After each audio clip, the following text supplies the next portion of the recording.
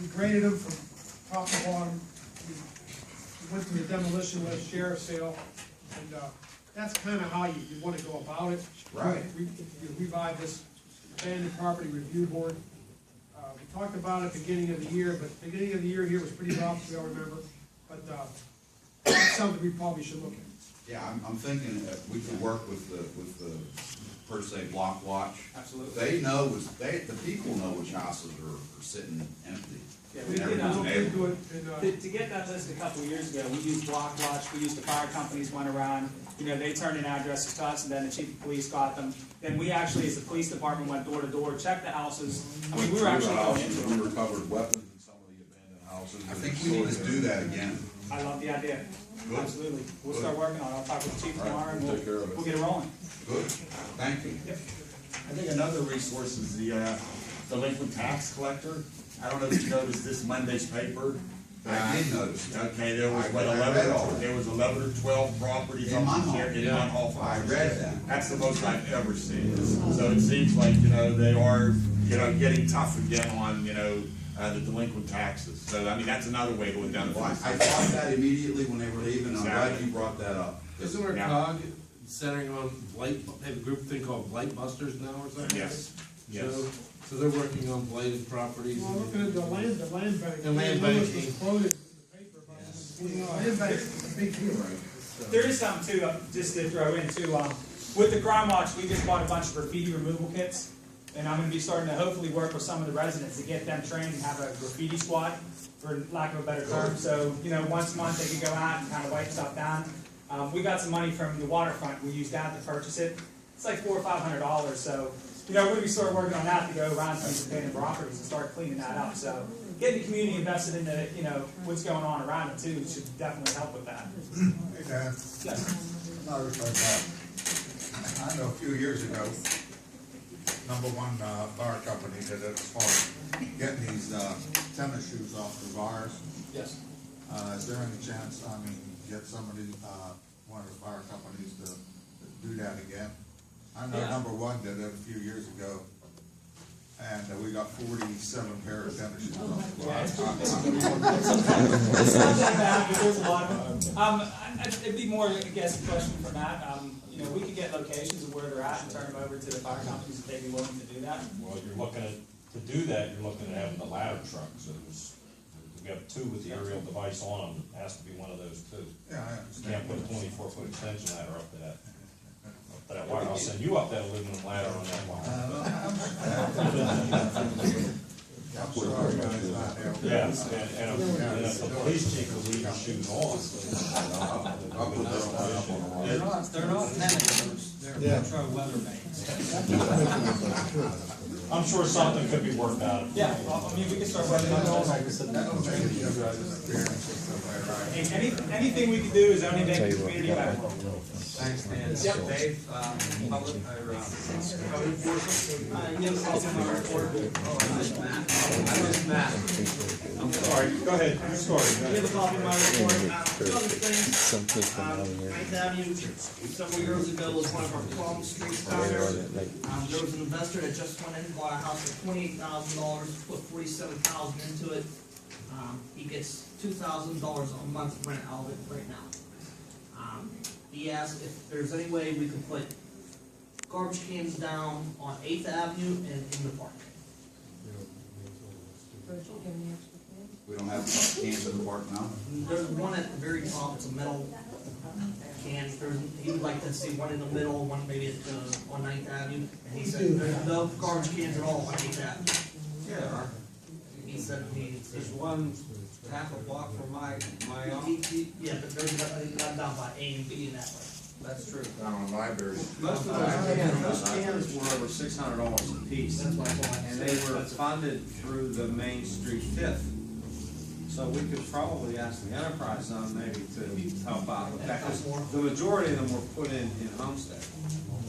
Very few were put in That's a Munhall. great idea. Yeah, but he's getting 2,000 a month rent down there. That's On great. 9th Avenue. Well, you should be able to record the questions. Anything else, Dave? And that's all. Fire chief, Matt. Yes, I gave you all a copy of the report, so I'll just hit a couple of highlights. 33 calls for the month of March, 349 hours were expended at calls by the firefighters. Hours training was 1,030, and other hours was 488. Those other hours are various meetings, cleanups, anything that doesn't fit under the other two categories. Total volunteer hours for the month was 1,867. So it was a pretty busy month that way. Call wise, we're probably right about where we normally are for March. Couple other little notes for you here.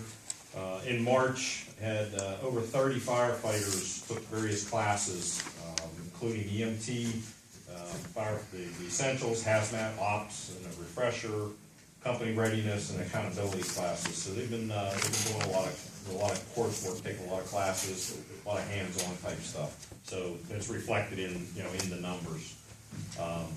The only other thing I have is a question, I guess, for Boomer and Council, is the demo list. That's going to be coming up pretty soon, isn't it? When do we normally do that? Just do the list. Not so much demo, but just do the list or approve the list. This was already. So you have the list, what's approved? We've already done it for this year. We did it in November, I think. Well, we submitted. No, we wanna find out what's gonna. we have a couple classes that we'd like to do that don't involve burning the houses, but they involve, doing things inside. Firefighter survival class, teaching firefighters how to get out in case of, everything turns bad. Doesn't, like I said, doesn't involve lighting the houses on fire or anything, but, a house that's gonna be torn down is ideal for us because we can get in there, do that, and the house gets torn down afterwards, so. I think the proper way to do that is we did it that one time, is once the house is turned over to the, whoever's gonna, Right, demolish it, is get in touch with that company and, put that house on, maybe on blast to do, which they'll okay it to, Right, it's a timing issue, because I know when they get issued the contract, they're ready to roll. I mean, they wanna get in there like basically the next day, so it's all a timing issue, we need to coordinate really well. Like Rich says, you have to get the permission from the guy who's actually awarded the contract, because once they're awarded the contract, that property becomes theirs. They don't own it, but they have the rights to it. Greg, what's our line doing on that? Well, I'm listening to this with interest. First of all, the demolition contractor has authority to enter that private property only through us. We condemn that authority. They don't have any authority to go on there. We condemn it, and then we hire them as our agent to go on there and demolish the structure, essentially to remove the hazard and abate the nuisance. So they don't have any more authority, they never would, than the borough, because the authority they have stems from the borough. They're acting as our agent when they go onto that property. That's somewhat of a gray area for us. It's certainly a good plan, good intent, good purpose here to allow firefighters to go on there for practice exercises, to use this property. Whether that is encompassed within our authority, having condemned the property, somewhat of a gray area. Most of the time, these properties that are condemned, the owners are long gone anyway. Who's gonna complain? It's typically one of those situations, so really there's no harm, no foul kind of thing. But I think that permission has to come from this council, not from that contractor, that's my opinion. So that's something we would discuss on a case-by-case basis. Find the homes that are ready to go, and before the bid is awarded even, this council could authorize that authority. But even past that point, when the bid's awarded, it still has to be approved by this council. So would that have to go through a council meeting, or just approve it? Well, we would vote on it, we would ratify it, if approval's needed before the next meeting, if it's that much of an urgency. The risk is that, and that's really what the nature of the question is someone gets hurt in there, or should they even be in there participating in the fire exercise? It's not, we don't know the condition of the property. It could be an extremely hazardous situation, and someone could easily get hurt. Certainly, they're capable of identifying problems and dangers and structural hazards, but, there is risk there for sure. There's no doubt. We could probably discuss along, one quick question, what I was told was the demo company has the permission to remove anything naked, like if there's hot water tanks in there, the borough doesn't get that money for the salvage, whatever they can salvage, the demo company gets it, so that's why they're in possession of the property. Well, that's true, that's part of the deal, they get to keep whatever they can salvage from there, and that's how we get a better price, and we're not gonna worry about going in there and nitpicking about what we can salvage. That's true, but they don't have any greater authority to access than this borough. We give them that authority, and we can order them off that property at any time. It starts here and ends here. So what about the council governments, how are they involved in this? Well, they act as our agent to award the bids. What they do. The grant funding goes through them and they award the bids, but still, the property's located within this borough, and the authority to go onto this property stems from this borough's action in condemning the property. Don't forget the three, council governments does it for all those other communities. Yeah. Too, so. Yeah, that's a service. Yeah, of course, whatever town it's in, that's. That's a service. The COG is providing the service, assisting us with arranging grant funding, arranging the bids, awarding the bids and so forth. That's a service that your COG provides to this community and other communities that it serves. But the legal authority stems from this council. I thought once it's turned over to the demolition company, that they're responsible for it.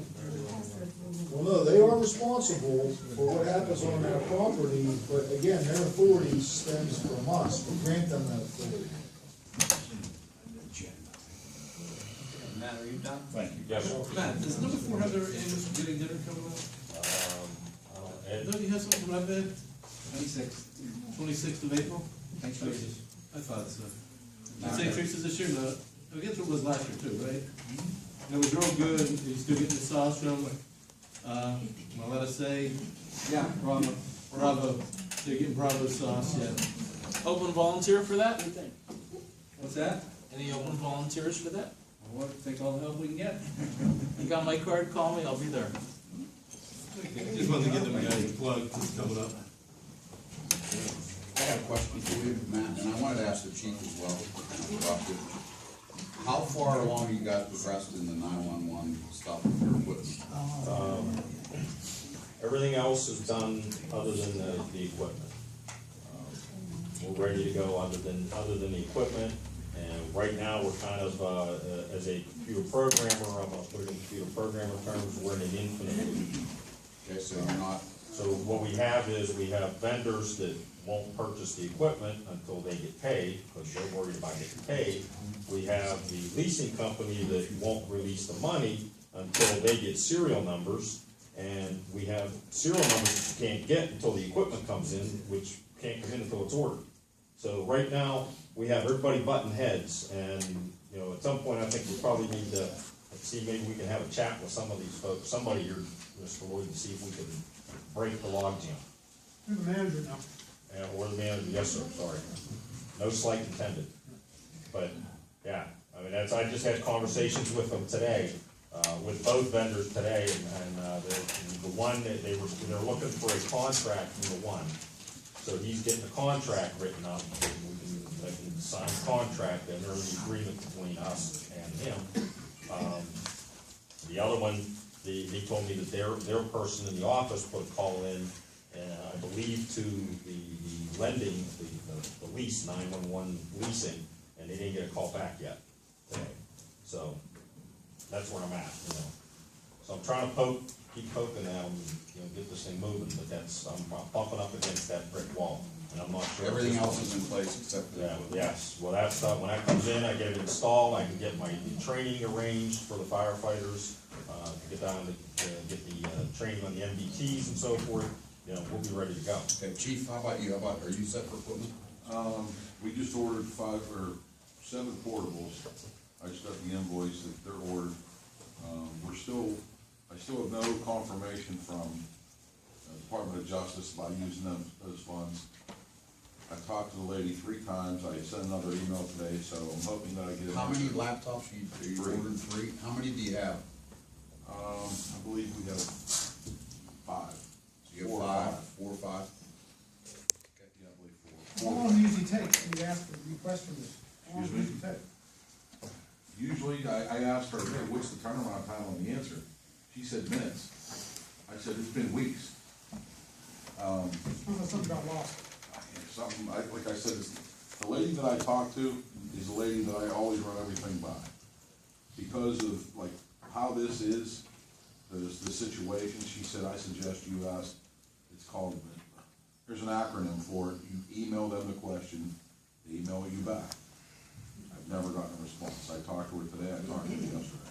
I can't imagine, it's not budgeted. It's not If budgeted. there's anything they just cover, should be that.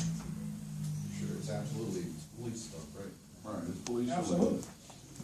That's tailor-made for that use. Like I said, everything we've ever purchased through there, we've always asked prior to. And we've gotten a response pretty quickly. I've never had this issue with this before. I've never had to go to the helpline. I got it through, the lady's name is Caroline Dingus. And you ordered your handhelds, is that what you said? You have? We have 16, we've got the 16 that we left over from the firefighters. Okay. Tommy Mann's our vendor, having them, he's reprogramming them now. They should be ready by the end of the week. Good. We ordered a few more, we need, 21 is the number we need. We usually carry a couple extra, in case something breaks down, we usually have 2 spares. So in theory, then you could go right now with 4 in your cars and We have- 15 that you have. Yeah, well, we have the radios in our cars already. The radios have been in the cars for a year and a half. I do have to order 1 more, car radio. The CAD computers, I need 3 to complete the fleet. And the other, portables, Dan and I spoke about that last week. They're ordered. Okay. So I would say our equipment, we should be able to wrap it up. You know, if we had to, we could move tomorrow. Right. Without it. Right. But we would, to be complete, it should be a week or so. Good.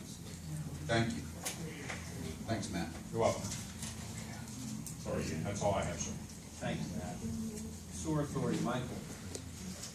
I've been reminded by the back of the room that there's a hockey game tonight, so I'm gonna be brief. Is that okay, Kevin? And we're down 1-0. My son just texted me. I've only got a couple items that I wanted to mention to you. We've gone out for our construction bids, we're waiting for them to come back here sometime in the middle of May. Which leads me to the question you guys discussed tonight about Ravine Street. That's not there was work that we were possibly gonna be doing, but not under this project. That would have been under our Homestead Run interceptor rebuild. If we have it the way I'd like it, we're gonna get a postponement of that for quite some time, we need Alpha Sand down the road. But, we're proceeding as if we have to do that sooner rather than later. We should have an answer from the DEP within the next couple months. Where does Ravine Street stand on your paving list? Because I hate to see you pave it and then have us. My hope was you tear it up and then have to pay it. Well, that's what we were gonna do. If we were gonna go with what we wanted the plans, that would have been the way we. Right. And it wouldn't be wise for you to pave it until we know where we're headed. Well, we're planning to patch it for now. Okay. Yeah.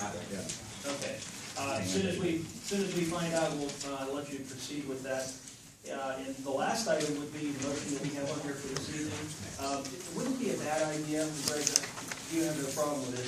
I suggest that the last part of this we leave off, and that is, beginning at due and all the way down to company. Just leave it with, street opening permit and paving curb to curb. I don't wanna see your ordinance get diluted or anything by adding that part of it. Well, that's not necessary. I didn't see this until tonight, and that's not even really the reason. The reason is because you're another governmental entity within this borough, so you can be waived from those requirements. We have the legal authority to do that, irrespective of the fact that you're a utility. Do you need to, we got together with our solicitor, went through your ordinance book. He just stated that we could probably leave, just not put in a reason down at all. The reason is explanatory in the ordinance. I don't have a problem with that legally. You're okay? Yes, that's. So is it okay with council if we just leave that part of the? We'll amend the motion when it comes That's out. all. Thank you. Thank you. Thank you, Michael. Okay. So end of the reports, items for consideration. Number one, move to ratify the payment of the following bills for April 2014. Administration, $49,650.14. Public safety, $77,107.36. Fire protection, $25,124.38. Sanitation, $40,063.94. Public Works, $76,557.73. Recreation, $1,922.06. Miscellaneous, $636,422.49. March 28th, 2014 payroll, $123,123.64. April 11th, 2014 payroll, $112,495.34. Do we have a motion? I make that motion. Question, Question on the motion. what does miscellaneous cover? $575,000 for pension. Okay, It should actually, we've never listed pension before. We should probably do that, but, yeah, pension. And there's another, we've got another MMO, from the actuary for another $581,000 for 2014.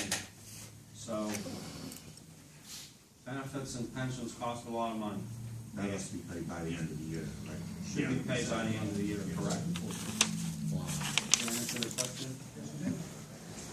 Any other questions on the motion? All those in favor? Excuse me, what was the motion? To pay the bill. Pay the bill. Oh, okay, just make, okay, I just want to make sure there's no. Well, there was a question about why. Miscellaneous. I got it, I'm sorry. No problem. So, with that, all those in favor of the motion signify by saying aye. Aye. All those opposed, no. Motion carries. Number two, motion to accept the minutes of the following meetings: December 18th, 2013 council meeting, January 15th, 2014 council meeting, January 31st, 2014 council meeting, and February 19th, 2014 council meeting. Was that? An emergency meeting, January 31st, 2014, emergency, sorry. Do we have a motion? motion. Second. Comments on the motion? I have a couple comments, if no one else does. First of all, I just wanna say that I've never seen minutes that were this accurate or this complete in a long time. I know it's hard to do and it's tedious work, and we're a couple of months behind, on approving them, because we have a lot of other things on our plate. But the minutes are very well done, so thank you, Becky and Harry. And I just had a couple of questions on the December 18th, council meeting. I'm looking at, where it says that we would appoint a representative to MBI. Who did we appoint? Or we didn't do it, I don't think. Never did. Okay. We couldn't find it. Busy at the time. And the other thing that was in there, and it's not an inaccuracy, but it was just a comment that there was a question about putting, more forms on the website for code enforcement. Are we moving in that direction at all? We will. Okay. Sorry, now. All right. Any other questions on the minutes? Corrections on the minutes? No? With that, all those in favor of approving those 4 sets of minutes signify by saying aye. Aye. All those opposed, no. Motion carries. Well, Mr. Brennan, one opposed? No, I'm not opposed. Oh, okay. He's with. Talking myself. Okay. I'm listening. Thank you, sir. Number three, motion to hire Becky Worth as the borough secretary on a part-time basis of 32 hours a week, with no medical benefits, at a rate of $12 effective on April 17th, 2014. Motion by Harvey, second by Mr. Brennan. Any questions on the motion? Okay, all those in favor of the motion signify by saying aye. Aye. All those opposed, no. Unanimous. Motion to exonerate Donna Mercury, tax collector, for the amount of $542,184.02 for the tax year 2013. That was an error that. I told you we would submit the whole report. I have that whole report. You're welcome to look at it. That was the total amount she collected that was listed on here. We want to exonerate her from the amount that she's not collecting, which is the $518,000. How much is that? $542,184.02, and which represents about 14% of the total taxes. Okay, that's what I had meant whenever I asked the question. Yeah, I'm sorry. Okay, no, that's okay, thank you. But the whole report's here if anybody wants to see it. Okay, thank you. Any other questions on the motion? All those in favor of the motion signify by saying aye. Aye. All those opposed? No, motion carries unanimously. Number 5, motion to end Munhall Dispatch Center by May 31st, 2014 or earlier if all contingency plans for the transition to Allegheny County 9th, 11th are covered. Motion by Mr. Shields, second by Mr. Inglis. Remarks? Questions on the motion, Mayor? Yes. I've been around here with this system since 1987. And this, to me, passing this motion to go 9/11, in my opinion, is a major mistake by this council. You compromise the total safety of our public, because speaking to a human with not only emergency but other issues is paramount to the residents of Munhall. Munhall offers superior service in dealing with the public. And that goes to all borough matters, not just the emergency. Our borough, our public, deserves the best service, such as West Mifflin has, because they have the same service Munhall currently has. They deal compassionately with Munhall residents that we do is more important than any finances. This is my opinion. Borough has a community room which is part of the dispatch security. Other items, Westfield, prisoners, cameras on Main Street, why we spent the money for them, I don't know. Also, the money shortage that was caused by an irresponsible employee who didn't file audit reports to the state, costing us at least on one item $340,000, necessitating borough action on taxes. This money could have been used for, well, you look now and you can see it. Also, don't forget the pension payments that were made by this employee. I feel Munhall's unique. Munhall, are our residents as important as West Mifflin and Monroeville, who won't go 9/11? I think so. They feel their dispatch protects them the best. We need to keep our superior service to the public, to deal humanely by people who know our taxpayers and deal with Munhall people. All live calls mean so much to be handled professionally by people who know our Munhall people and our capabilities. These are very important jobs that protect the safety and lives of us all. I feel our present dispatch system needs to stay. Our budget, other items, always can be modified. That's all I want to say. That's my feeling. Any other comments on the motion? We have a roll call vote, please. Absolutely. Anyone else? I agree with what the mayor said, but when the budget was passed, the money to fund the dispatch is now gone. And I just don't see how we can. Modification is the name of the game. I don't know where it's gonna come from at this point, Mayor. And the money that the $100,000 was spent on radios, is, you know, what do we do with those? You know, they're coming in, they've been delivered. I mean, I understand your points, believe me. I think we had a great service. But at this point, I just don't think there's anything else we can do, then we need to move forward. Mr. Shields. We're moving on to the state-of-the-art emergency 911 center. Something we could never, ever match. Something that we can never keep up with. As technology goes, we can never keep up with the technology. It isn't even close. We have great employees. It was a long haul, but we're moving to a state-of-the-art center, and everything will be fine. It'll take a little time to get used to it. Most people don't even know that we're not part of the 911 center. I've had people come up to me and say, what do you mean we're not part of the 911? Yes, we've never been part of the 911. It's gonna be fine. The alarmists are out there, gloom and doomers, we know who they are. It's gonna be fine. Thank you. I'd like to make, one comment too, I don't think, 911, is a good system the way they have it, but, if you think you're gonna save money by going 911, I don't think you're gonna save a dime.